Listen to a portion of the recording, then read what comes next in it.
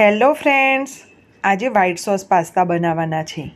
તો તેના માટે મેં અહીં એક કેપ્સિકમ અને ગાજરને ઝીણું ઝીણું સમારી લીધું છે. અડધી મકાઈના દાણા લીધા છે. એક મરચાંના 4 પીસ કર્યા છે અને લસણને એકદમ ઝીણું સમારી લીધું છે. હવે પાસ્તાને બોઇલ કરવા માટે એક પેનમાં 1.5 લીટર જેટલું પાણી લઈશું અને તેને ગરમ કરીશું. તેની અંદર અડધી ચમચી જેટલું મીઠું અને 1 ચમચી જેટલું ઓઇલ એડ કરીશું. ગેસની ફ્લેમ મીડિયમ રાખીશું અને તેની અંદર 1 કપ જેટલા પાસ્તા એડ કરીશું. અહીં જેટલા પાસ્તા લો તેનાથી 4 ગણું પાણી લેવાનું છે. પાસ્તાને વચ્ચે વચ્ચે હલાવતા રહીશું અને લગભગ 8 થી 9 મિનિટ સુધી બોઇલ કરીશું. પાસ્તાના પેકેટ ઉપર તેને કેટલી વાર માટે બોઇલ કરવા તે લખેલું જ હોય છે. તો તે પ્રમાણે આપણે તેને બોઇલ કરીશું અને આ રીતે લગભગ 8 મિનિટ થાય પછી ચેક કરી લઈશું. જો કટ થઈ જાય તો આપણો પાસ્તા એકદમ સરસ ચડી ગયા છે. બોઇલ કરેલા પાસ્તાને કાઢી લઈશું અને તેની ઉપર 2 ગ્લાસ જેટલું ઠંડુ પાણી એડ કરી દઈશું, જેથી એકબીજાની સાથે ચીપકી ન જાય. પાસ્તા હંમેશા થોડા પીળાશ પડતા હોય તેવા જ લઈશું, જે સોજીના બનેલા હોય છે. વ્હાઈટ પાસ્તાનો ઉપયોગ કરીશું નહીં, જે મેંદાના બનેલા હોય છે. પાસ્તા જો ઓવરકુક થઈ જશે તો તે એકબીજા સાથે ચોંટી જશે અને જે પાસ્તાનું અંદરનું નીકળેલું પાણી છે તેને રહેવા દઈશું, જે સોસ બનાવવા માટે ઉપયોગમાં લેવાનું છે. હવે એક પેનમાં 2 ચમચી જેટલું બટર એડ કરીશું અને તેને મેલ્ટ થવા દઈશું. પછી તેની અંદર કટ કરેલું લસણ એડ કરીશું અને તેને બટરની અંદર સારી રીતે સાંતળી લઈશું. ગેસની ફ્લેમ હાઈ જ રાખીશું અને જે મરચાં છે તેને પણ એડ કરી દઈશું. હવે આપણે ગાજરને એડ કરી દઈશું. ગાજરને કૂક થતાં થોડો ટાઈમ લાગે છે, એટલે પહેલાં ગાજર એડ કરી અને તેને હાઈ ફ્લેમ ઉપર થોડા ક્રન્ચી કરી લઈશું. ગાજરને હાઈ ફ્લેમ ઉપર રાખી 2 થી 3 મિનિટ માટે સતત હલાવતા રહીશું અને ચડવી લઈશું. પછી તેની અંદર કટ કરેલા કેપ્સિકમ એડ કરીશું, સ્વીટકોર્ન એડ કરીશું અને અડધી ચમચી જેટલું મીઠું એડ કરીશું. મીઠું આપણે અહીં ઓછું જ એડ કરીશું, કારણ કે બટરની અંદર મીઠું ઓલરેડી હોય જ છે. અડધી ચમચી જેટલો મરી પાવડર એડ કરીશું અને તેને મિક્સ કરી લઈશું. બધી જ વસ્તુને હલાવતા રહીશું અને હાઈ ફ્લેમ ઉપર ચડવા દઈશું. તો હવે અડધી ચમચી જેટલો ઓરેગાનો અને અડધી ચમચી જેટલા ચીલી ફ્લેક્સ એડ કરીશું અને તેને સારી રીતે મિક્સ કરી લઈશું.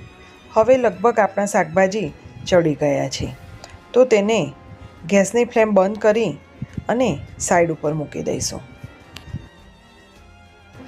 હવે વ્હાઈટ સોસ બનાવવા માટે એક પેનમાં 3 ચમચી જેટલું બટર એડ કરીશું અને બટરને થોડું મેલ્ટ થવા દઈશું.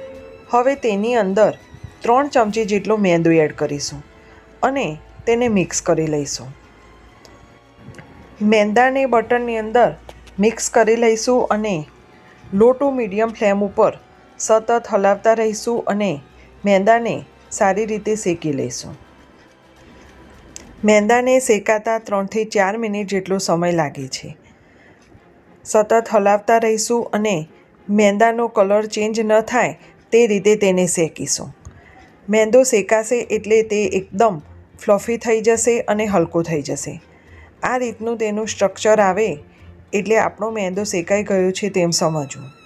હવે ગેસની ફ્લેમને બંધ કરી દેવાની અને 1 મિનિટ માટે હલાવતા જ રહેવાનું.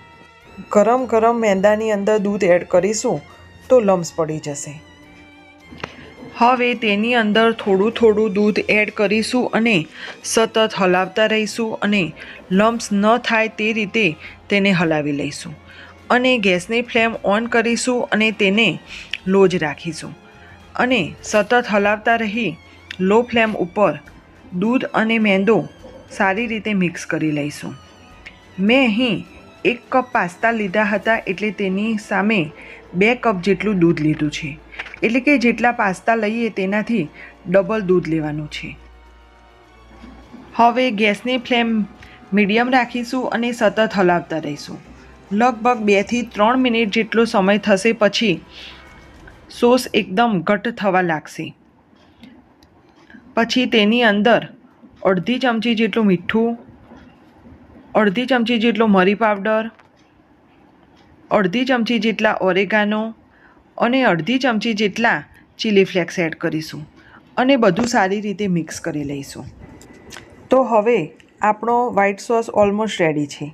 તો તેની અંદર આપણે અડધી ચમચી જેટલી ખાંડ એડ કરીશું.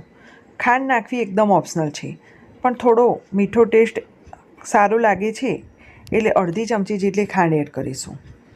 હવે તેની અંદર જે બોઇલ કરેલા પાસ્તા છે તે એડ કરી દઈશું અને તેને મિક્સ કરી લઈશું.